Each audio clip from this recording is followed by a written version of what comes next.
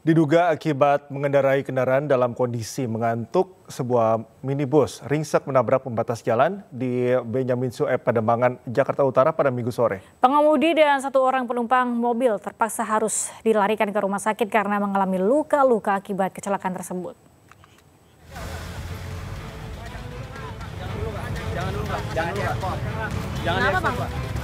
Sebuah mobil minibus mengalami rusak berat akibat kecelakaan di Jalan Benyamin Sueb, Pademangan, Jakarta Utara.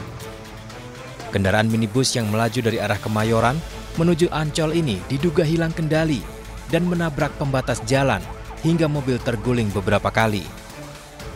Diduga sopir mengantuk saat berkendara dan tak kuasa mengendalikan laju kendaraannya hingga kecelakaan terjadi.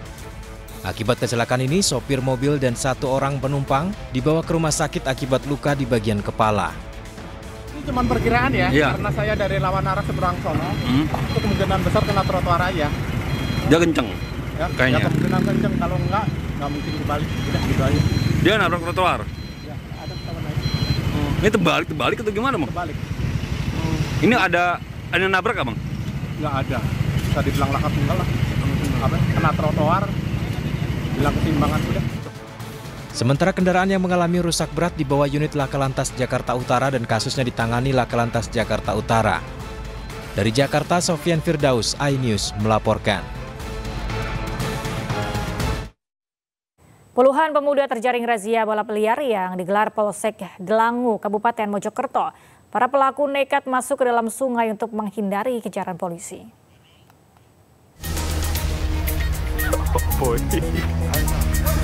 Sejumlah pelaku balap liar yang berusaha kabur nekat masuk ke dalam Sungai Tumapel, Kecamatan Delangu, Kabupaten Mojokerto, Jawa Timur.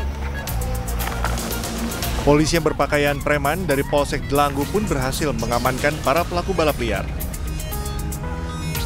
Tak hanya aksi balap liar, para pelaku juga menutup akses jalan. Usai berhasil diamankan, para pelaku diminta untuk berjalan kaki sambil menuntun sepeda motor mereka. Para pelaku pun langsung dilakukan tilang tim Satuan Lalu Lintas Polres Mojokerto. Dari hasil razia, polisi berhasil menjaring sebanyak 10 unit sepeda motor yang tidak dilengkapi dengan surat-surat. Alhamdulillah pagi ini kita dapat nangkep 10 pelanggar, 10 pembalap liar. Untuk proses selanjutnya saya serahkan ke Satlantas Polres Mojokerto. Setelah dilakukan pendataan serta pembinaan, sepeda motor para pelaku balap liar dibawa ke Polres Mojokerto untuk dijadikan barang bukti. Dari Kabupaten Mojokerto, Jawa Timur, Salahuddin, iNews melaporkan. Jelang arus mudik Lebaran 2025, jalur Pantura Subang, Jawa Barat masih dipenuhi jalan berlubang. Petugas juga menemukan ratusan putaran balik tak resmi dan puluhan titik PJU mati.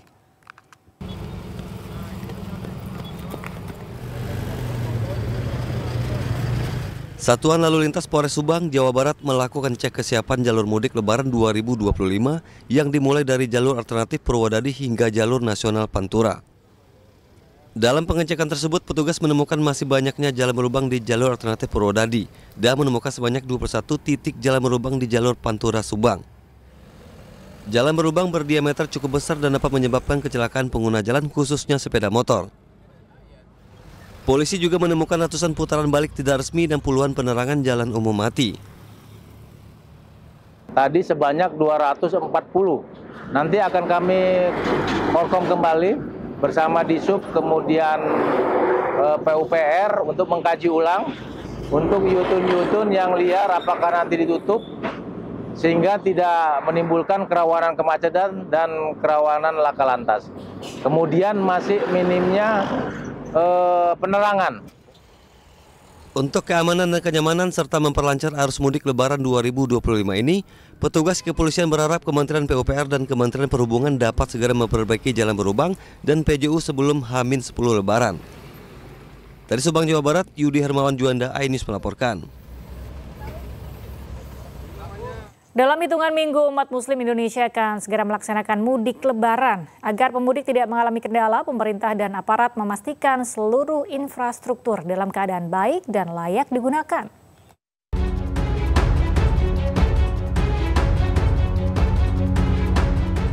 Kakor Lantas Polri, Irjen Pol Agus Suryo Nugroho meninjau kesiapan mudik Lebaran tahun 2025. Salah satunya kesiapan tol Jakarta Cikampek Selatan. Tol ini rencananya akan dibuka untuk kelancaran arus balik Lebaran nanti.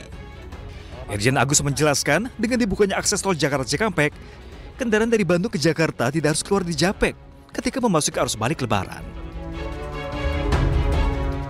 Sehingga nanti ada 2 gate tol, bisa keluar di 37, tetapi pintu tolnya cuma 2. Kami sarankan nanti para pemudik menggunakan gate tol yang 34, sehingga fasilitas dan lain sebagainya sudah siap. Dan ini ada 5 pintu gate tol ya, 8 pintu gate tol. Jadi sudah siap. Semoga nanti pada saat arus balik kita bisa memecah jalur yang ada di Japek dan ada di fungsional. Tol fungsional bisa memecah pertemuan lalu lintas di kilometer 66 Jakarta Cikampek, sehingga kendaraan dari Bandung bisa melewati jalur ini. Demi kelancaran arus mudik Lebaran, operator juga diminta pihak kepolisian untuk segera menuntaskan pekerjaan agar tol fungsional bisa optimal dilintasi pemudik. Tim Liputan iNews melaporkan. Menteri Pertanian melakukan sidak di Pasar Lenteng Agung, Jakarta Selatan. Dalam sidak tersebut, Mentan masih menemukan beberapa minyak kita kemasan botol yang tidak sesuai takaran. Pak Menteri.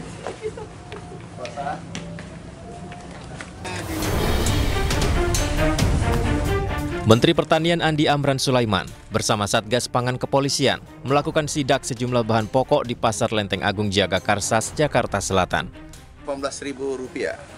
Masih ada sayapnya berarti ya, Pak? Ya. Dalam sidak tersebut, Mentan menemukan beberapa produsen minyak kita kemasan botol 1 liter yang tidak sesuai takaran tertulis. Saat dilakukan pengecekan langsung di lokasi, minyak kita kemasan botol hanya terisi 750 hingga 800 liter. Berbeda dengan kemasan minyak kita plastik yang takarannya pas. Menteri Pertanian Andi Amran Sulaiman mengatakan, dengan adanya temuan ini, pihaknya akan menindak tegas kepada para produsen minyak kita yang mengeluarkan kemasan botol merek minyak kita dengan ukuran 1 liter tapi tidak sesuai takaran. Kami minta ada PT-nya nih, PT Arta Eka Global Asia. Kami minta diproses, kalau terbukti ditutup. Kami minta diproses, bila terbukti disegel ditutup. Nggak boleh ini merugikan rakyat Indonesia, merugikan masyarakat yang sedang melaksanakan ibadah puasa. Dan di luar ibadah puasa, ini tidak boleh terjadi. Di sini tertulis 1 liter, tetapi hanya 0,75 liter, 0,8 liter. Pemerintah tak main-main dalam penindakannya ini, sehingga ke depan akan memastikan langsung ke produsen minyak kita. Dari Jakarta, Rizky Falufi, iNews melaporkan. Setelah heboh minyak kita 1 liter isi 750 ml, kini minyak goreng ukuran 1 liter tersebut kosong di pasaran. Saat ini hanya ditemukan minyak kita ukuran 2 liter di pedagang pasar tradisional.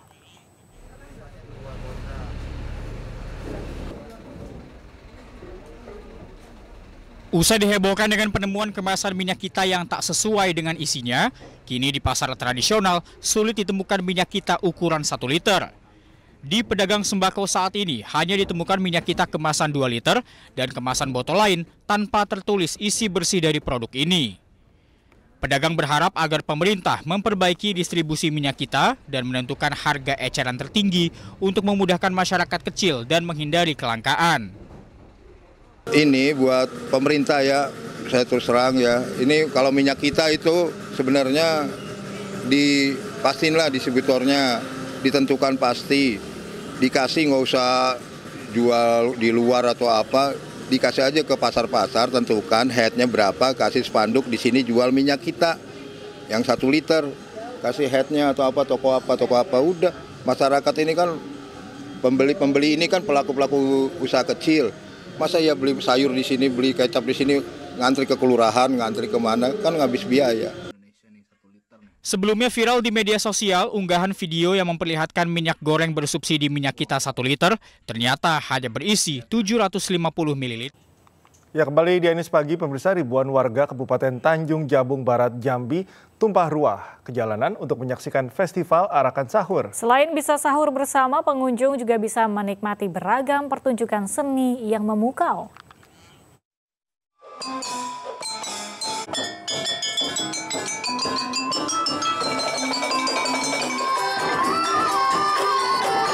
Tiap daerah memiliki tradisi membangunkan sahur dengan keunikannya masing-masing. Di Kota Kuala Tunggal, Kabupaten Tanjung Jabung Barat, Provinsi Jambi, tradisi membangunkan sahur dijadikan festival yang dinantikan masyarakat.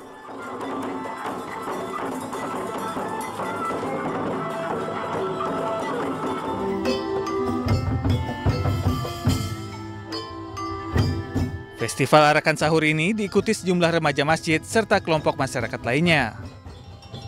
Festival yang pertama kali digelar pada tahun 1966 ini diadakan pada malam Sabtu dan dilaksanakan 1 minggu sekali.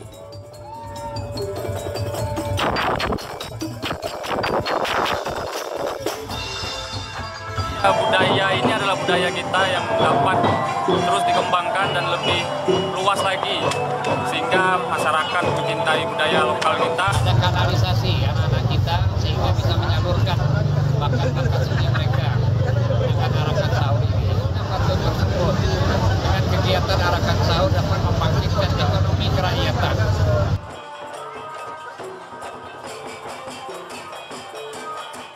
Selain membangkitkan jiwa seni, Festival Arakan Sahur ini juga diharapkan dapat meningkatkan roda perekonomian bagi para pedagang di Kabupaten Tanjung Jabung Barat. Dari Kabupaten Tanjung Jabung Barat, Jambi, iNews melaporkan. Di Boyolali, Jawa Tengah, sekelompok pemuda memiliki cara tersendiri dalam membangun warga untuk makan sahur. Mereka berkeliling kampung dengan memainkan alat musik gamelan yang dipadukan dengan alat musik modern.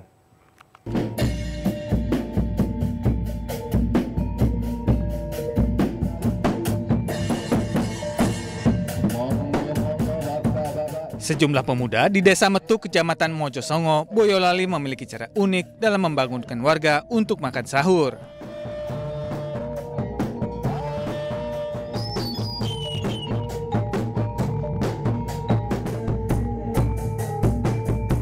Kelompok gugah-gugah sahur ini berkeliling kampung dengan memainkan alat musik gamelan yang dipadukan dengan alat musik modern. Untuk memudahkan berkeliling kampung, alat musik ini disusun dalam sebuah gerobak dorong.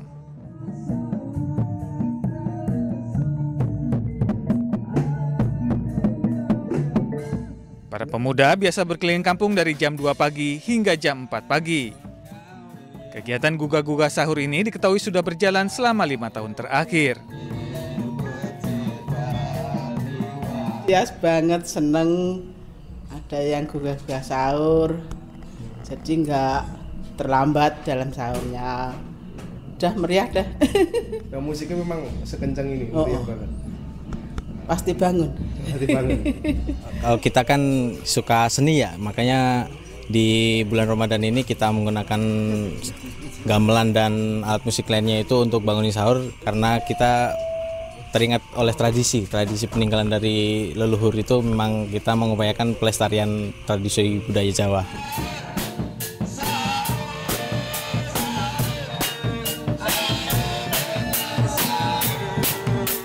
Sebelumnya, alat musik gamelan ini digunakan untuk mengiringi pertunjukan kesenian tradisional yang ada di desa ini. Dari Boyolali, Jawa Tengah, Tata Rahmanta, iNews melaporkan. Pondok pesantren Al-Fatah di Temboro, Magetan kembali menggelar sholat tarawih terlama di Indonesia, yakni selama 8 jam. Sholat tarawih ini dipimpin 5 imam yang membaca 6 juz Al-Quran.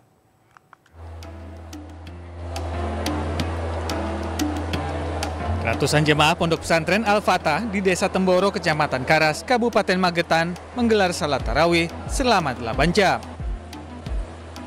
Salat tarawih terlama di Indonesia ini kian tahun kian banyak diikuti para jamaah, baik warga sekitar maupun dari luar negeri. Dipimpin 5 imam, salat tarawih ini digelar sebanyak 20 rakaat dengan jumlah bacaan sebanyak 30 juz. Beralih ke informasi lain, pemirsa, kepolisian menangkap Ketua Badan Pengawas Pemilu Bawaslu Kabupaten Bandung Barat tengah berpesta sabu. Dari tangan pelaku dan 2 temannya, polisi menemukan alat hisap dan 0,84 gram sabu.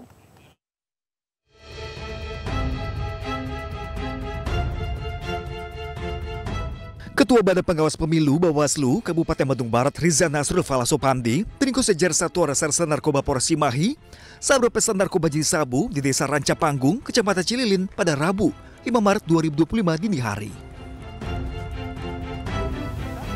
Riza diamankan bersama 2 rekannya yang sedang mengonsumsi sabu. Dari ketiganya, polisi menyita barang bukti berupa 0,84 gram narkotika jenis sabu beserta alat hisap bong. Terungkapnya Ketua Bawaslu Kabupaten Bandung Barat ini mengonsumsi sabu berawal dari pengembangan 3 pengedar sabu yang telah ditangkap terlebih dahulu. Para pelaku ini sempat menjual kepada pemakai, ya.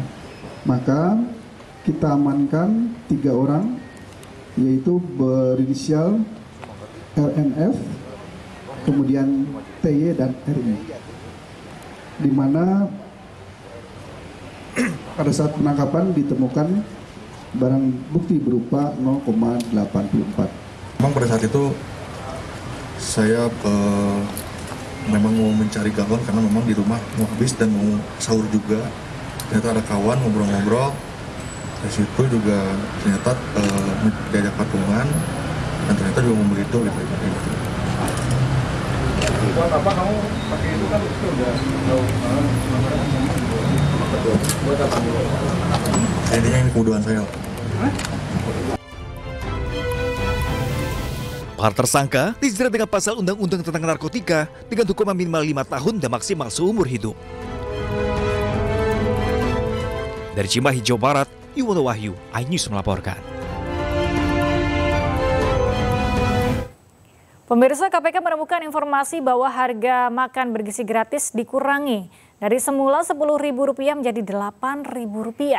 KPK meminta agar informasi terkait pengurangan harga tersebut segera ditanggapi oleh seluruh pihak terkait.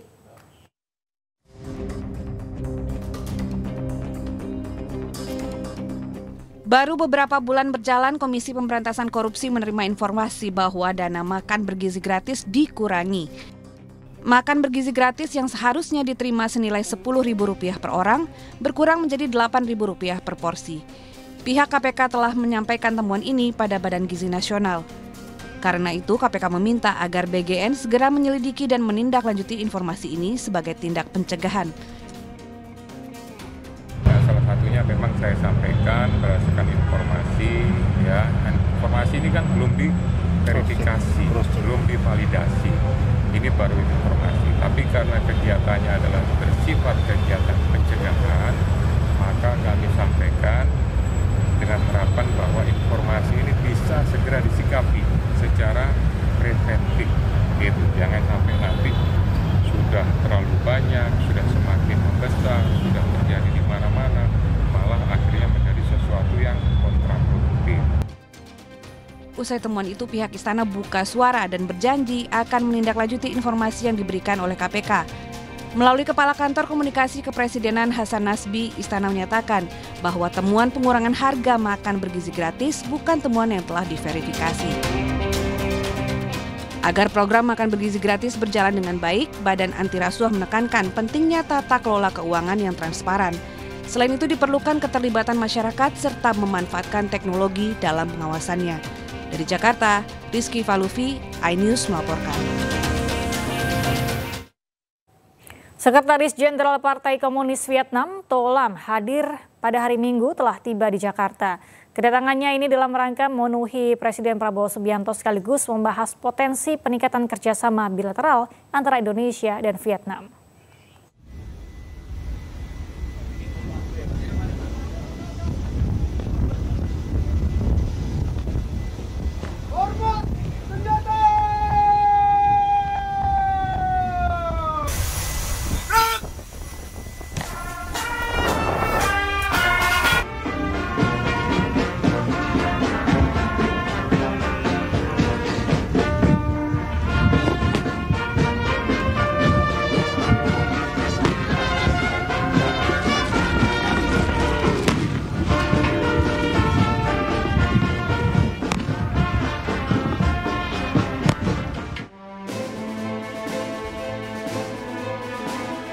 Sekretaris Jenderal Partai Komunis Vietnam, To Lam, tiba di Indonesia 9 Maret 2025. Ia mendarat di Bandara Halim Perdana Kusuma pukul 13.25 waktu Indonesia Barat. To Lam tiba dari Vietnam menggunakan pesawat komersil Vietnam Airlines. Dentuman seremonial meriam mengiringi langkah To Lam dan istri saat mendarat di Bandara Halim, Jakarta. Kedatangannya disambut langsung secara kenegaraan oleh Menteri Kelautan dan Perikanan Wahyu Sakti Trenggono, Gubernur DKI Jakarta Pramono Anung, dan Pas Pamres. Bertepatan 70 tahun hubungan diplomatik antara Indonesia dan Vietnam, To Lam datang ke Indonesia untuk menemui Presiden Prabowo Subianto, membahas potensi kerjasama antara kedua negara ke tingkat yang lebih tinggi.